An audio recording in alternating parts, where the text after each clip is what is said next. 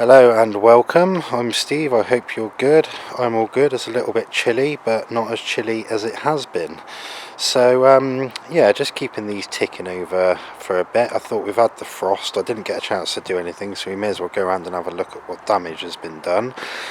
But one thing I just wanted to point out here, actually, which I've been thinking about, is the bananas don't look great, which, you know, is fair enough. That's what they do. But when it comes to thinking about how the garden looks evergreen wise, it's sort of one of them, you know what I mean? You sort of look down there and imagine a couple of Dixonias over there and whatever, and and climbers and all that, and it's going to look pretty good. But then this banana here, which is probably the first thing people look at in the summer, fantastic, makes it look really tropical, especially with that one over there, and they sort of arch into the centre. It's really good, but then, for what's it going to be, probably another 4 or 5 months, they're going to look like that pretty much. So it got me to thinking. I did ponder probably 2 or 3 months ago. See how I've got this fence post in here now to make this little roofing area for this seating area.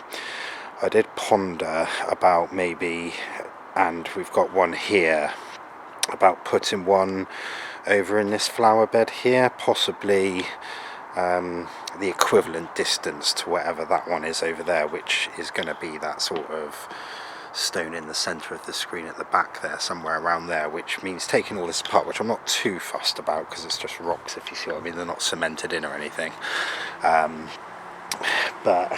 then maybe over here where that erytherosa is, the one dead in the centre at the bottom, on the line of the edging, put a fence post straight up, and then maybe run some wires across the 3 of them, and to and from the pergola that will be over here.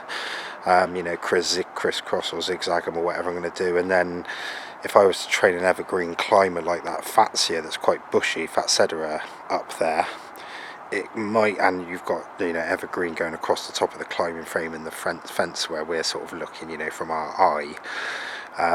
That might just add to it. Or the other one I've got is to persevere with them, and then when I can afford it, just get 2 big Dixonias in there, which would probably work too, although this is like quite full sun, these 2 spots here, so I don't know how they'd react to that. But yeah, just something I'm sort of pondering, because what you've got to remember is that now is the time to do anything landscapey, as in dig stuff up and put fence posts in and whatnot. So yeah, that's something that's been mulling over in my mind. We'll get round to there in a bit. You can see I've been chopping stuff out here and there, but we'll have a quick whip round and see what's going on. I'm quite happy these Jurassic Golds haven't died. They're in pots so they look like they're quite durable, which is good. Like I said, I need to get this other tiki head, which I might do next month, to marry it up. And then what I'll do with them is, actually, when I put it all in properly, is I'll smash out the back and the bottom of the 2 heads so that they're sort of sat into the ground, and then that'll mean these 2 Jurassic Golds can get some roots into the ground when they do it. Other than that, the Atrata behind here, obviously I put him in quite late, so he's doing alright. There is a Blechnum spicant down at the back there, which isn't really doing a lot, but he doesn't look too unhappy, so we'll just see how that goes over there. Now, as we work our way around the Fatsedera, you can see the top new leaves of each bit have gone black, but the rest of it actually looks in pretty good nick. And the thing is, what I've quite sort of not liking, but I'm hoping that the cold might kill off all the aphids, because this thing was struggling with aphids. Oh, hang on a minute. Nope, they're still there. I don't know if you can see them. My camera's not focusing very well, but yeah, no, there's a bunch of them up there, so we'll just try and let nature do its course with all that. I'm sure there's some bugs around that want to eat them, but otherwise that seems pretty hardy. He's not, he looks alive apart from the new growth which burnt off with the frost. So yeah, I mean, we'll just leave that one as it is. One thing I did like, actually, which has shown itself now, is these, I've only got a few of them, but the deciduous ferns. We got this royal fern dead in the centre and the lady fern at the back there. The orange colour does actually add something to them. I was sort of thinking to myself when I started doing this, or thinking about it like a year or so ago, that you know, once they go and die or are dying, they wouldn't look very nice. But the sort of flash of gold, I don't know if you can sort of see the colour on that, but it's quite a nice sort of bronzy, orangey type colour, which is a bit sort of out of contrast because the straws are everywhere. But yeah, it does add something. So I might poke a few of them around here and there, just where, like say in that back corner there where it's all green all of the year. If I was to pop maybe a lady fern and one of these royal ferns, I've got another one over there, once they get going, it might just add something that I hadn't really thought of with that. So that's okay. So other than that, the Asplenium and the Dryopteryx Wallachiana is doing all good. I had a bit of a panic mode when it came to overwintering because I didn't really do a lot, and on the last video all I'd done is just shove some straw here and there. But as it got, I was thinking, alright, yeah, we'll have a couple of days of frost and then that'll be it, it'll be gone. But apparently not, because we're still in the minuses 10 days later. So what I did the other last week, I got a bit of a panic about this Dixonia, just because it's only a foot high, and yeah, I just didn't really want it to die. So what I did is I gathered up as much as the leaves as I could do off of this thing that's dropped them, and they all piled up in the corner over by the bar stools. And then I covered it all with the leaves, then I covered it with straw, and then I've just put a bit of landscaping bark on top of the straw just to stop it blowing away, and I'm hoping that will sort of act as a waterproofing, because I haven't watered it for a while, and I'm quite glad I didn't, because I was a bit worried that if I watered it and it froze, it would destroy the insides of it. So I'll probably wait until we get 2 or 3 days of 7 or 8 degrees again, and then give it a good water, which will give it a chance to soak it all up without any joy of its freezing.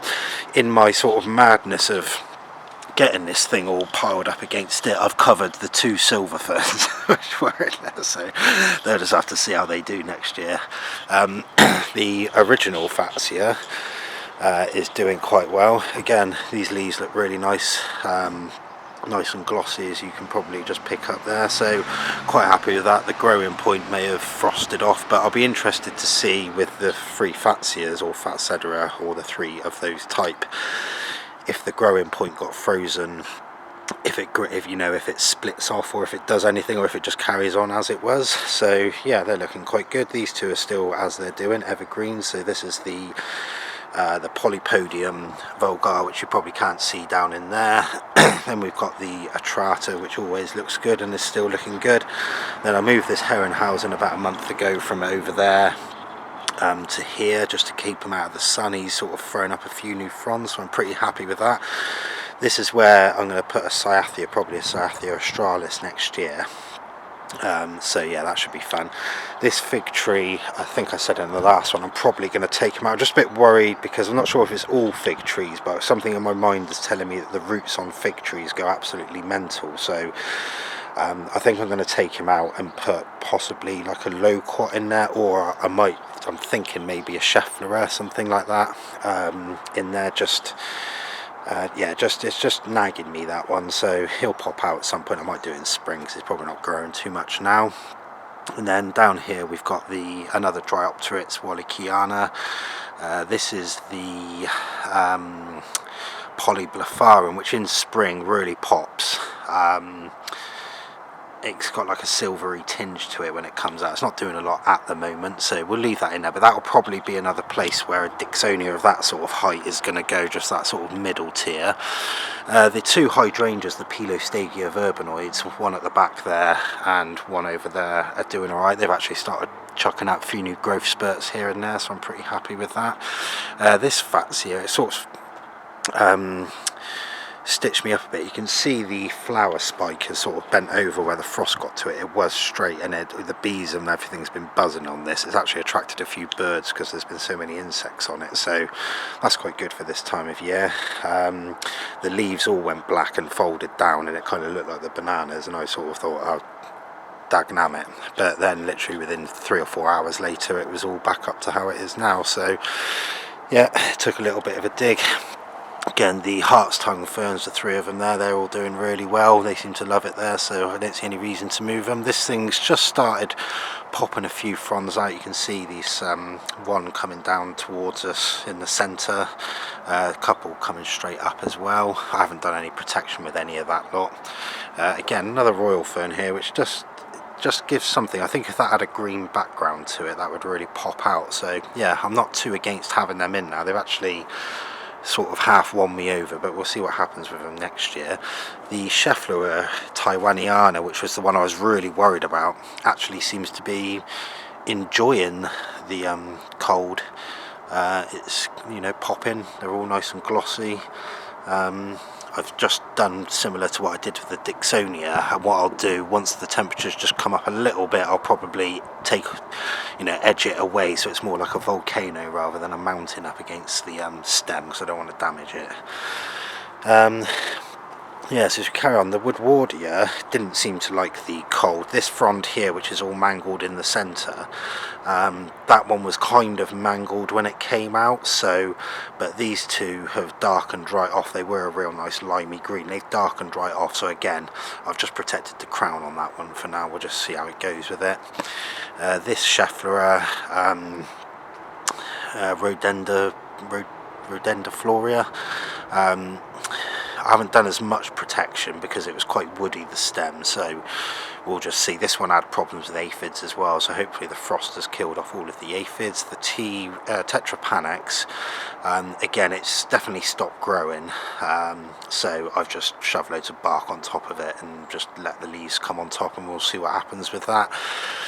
The Lophosaurus, it looks like it was bringing out a new frond, just there. You can just see it in the centre, the black one that happened to come out at the wrong time, but the rest of them, they've been frosted. When I came out after the -4, it was all like, it looked like it had snowed on them, you know, as in the frost, but they all seem to be okay. So again, another one, I'll just leave it until the temperatures just creep up to sort of more 4 and 7 degrees, and then I'll take away all of the bark and straw and whatnot that I've got under there.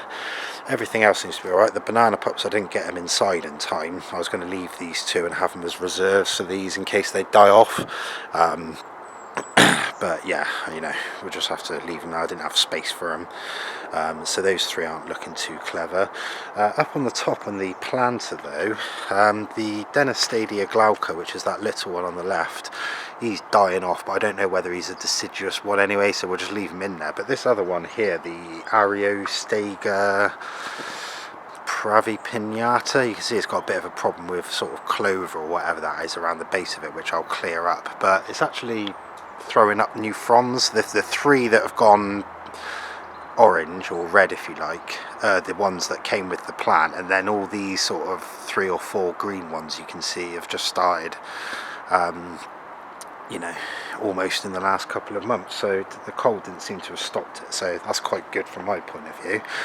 In the full sunbed, you can see the bananas are not looking too good, but they're quite thick trunks, so I'm going to leave them without any protection, and if they can survive this, then you would have thought with another year in they'll survive anything.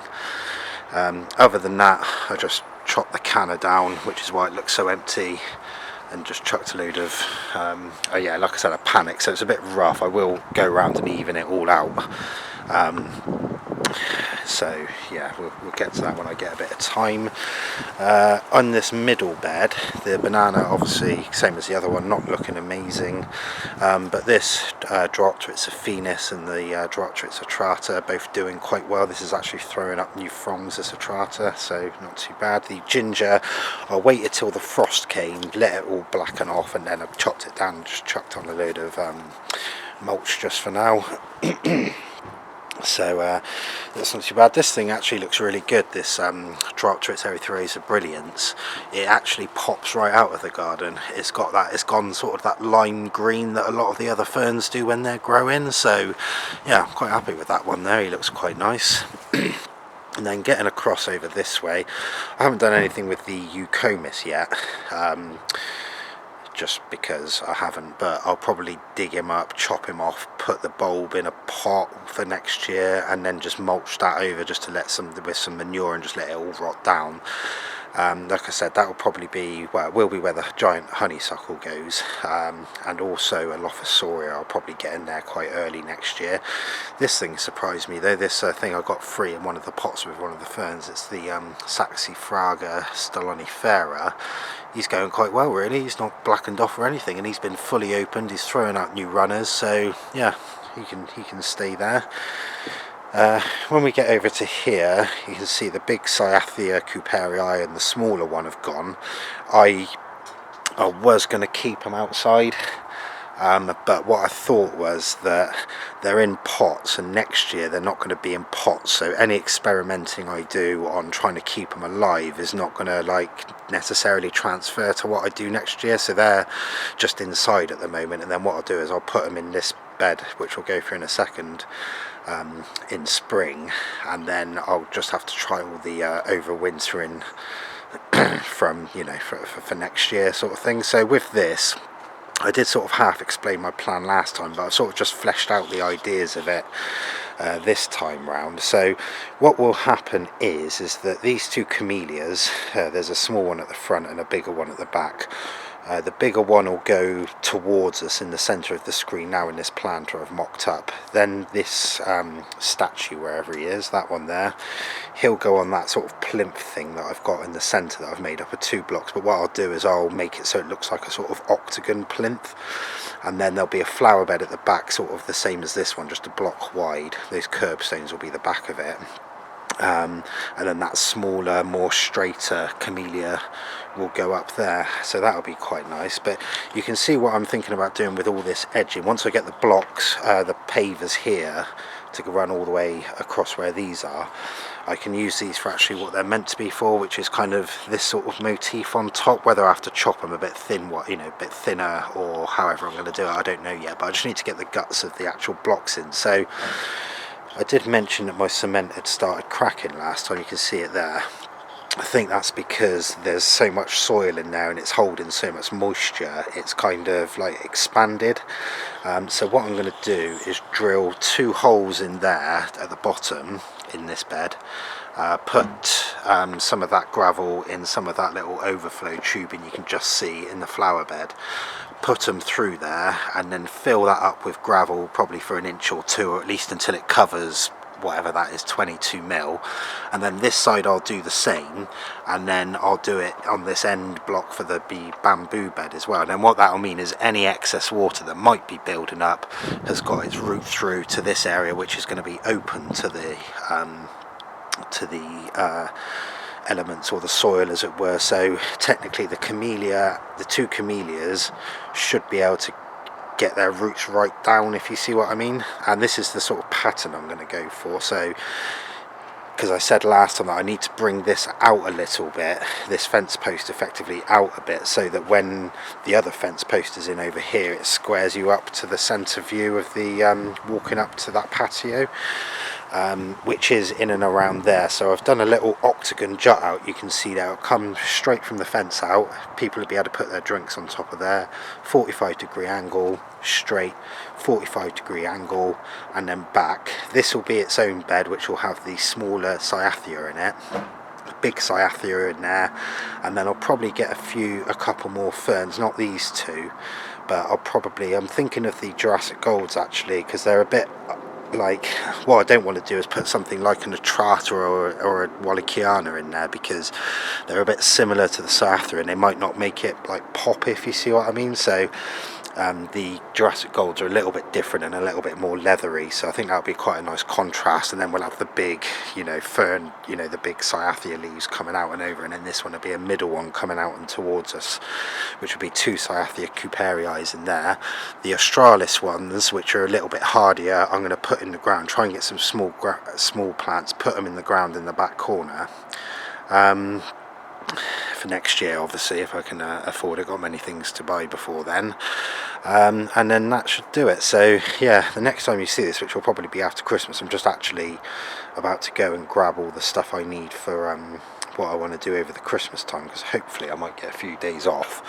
But if I can get all of this in there, that will then give me a final measurement, and I can just measure from the centre point of the garden across to here, and then measure the same distance from the centre point of the garden over to here, make sure whichever tiki head it is in, symmetrical with that one, and then the other 2 fence posts in the centre I can just work out from then, making it all sort of symmetrical. So yeah, plenty going on with. We'll see if anything dies next year, I guess, but yeah, hope you're having a good day. Cheers.